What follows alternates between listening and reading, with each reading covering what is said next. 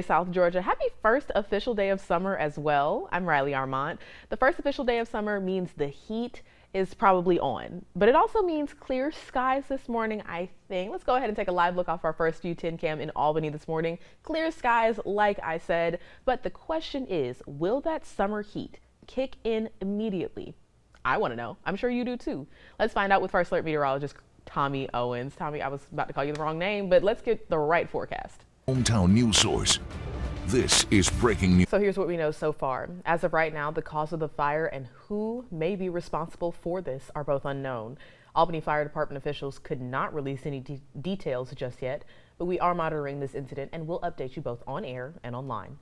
And we will have lighter news for you later on in the show, but with that... Tommy, can you make sense of the confetti we just looked at on the screen there?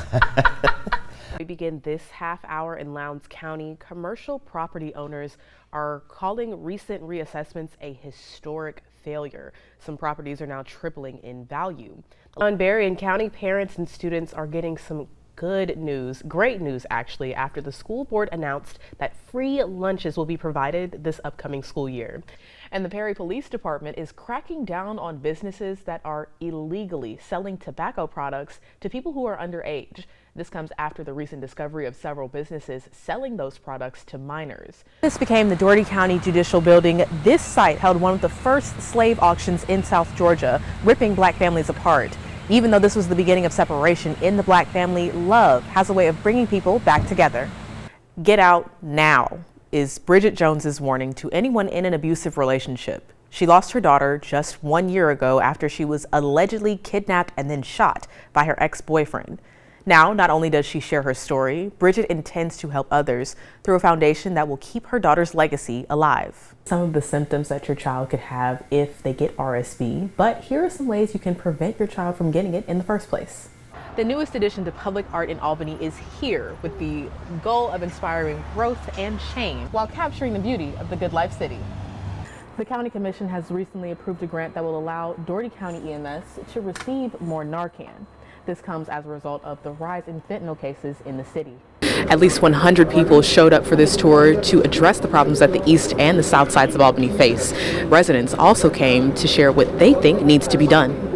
I heard John say that this project may not get done in our lifetime. I'm looking for different. I don't know about you. I'm looking for different.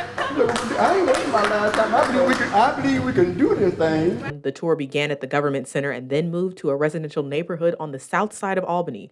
The goal for the tour was to shed light on what is really happening to parts of Albany that are poverty-stricken. For those that are not resident of East Albany, the south side, the west side, the north side, the problems that we'll encounter now, if we don't do something, it's going to get worse. The main stop in this tour was a residential area that many would say need the most help in the city. When the tour was finished, residents were invited to voice their concerns and many chose to ask about solutions.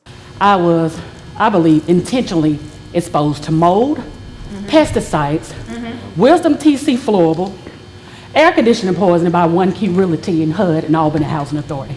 Yes. Nobody did anything about it. As I reached out to all you guys. Well, we need to pay more attention to the safety hazards and also holding the rightful people accountable in the areas that we need to be upgraded. While there is no immediate solution to the problems on the east side, city leaders say they're committed to bring change to the city and for its residents. Riley Armant, WALB, your hometown news source. It was a somber day for the Americas community, especially for the family and friends of Nick Smar and Jody Smith. 7 years later, both mothers remember that day as if it just happened. I'm still going. It's 7 years, to this day, and it's hard. Sharon Johnson and Janice Smar leaned on each other for support in 2016, and today, in 2023, they continue to lean on each other. Please don't ever forget our sons, but to stop this hate and love one another, because nobody wants to go through the pain of losing a child, So I just wish that the hate would stop and everybody would love one another like they're supposed to. On December 7th, 2016, Smar and Smith were both shot in the line of duty while responding to a domestic call. The Americas community has made sure that no one will forget the sacrifice these two best friends made that day.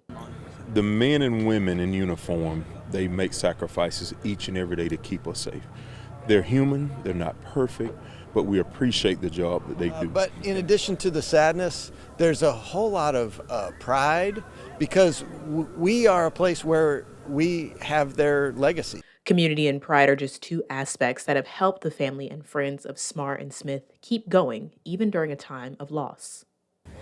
We will miss them for the rest of our lives.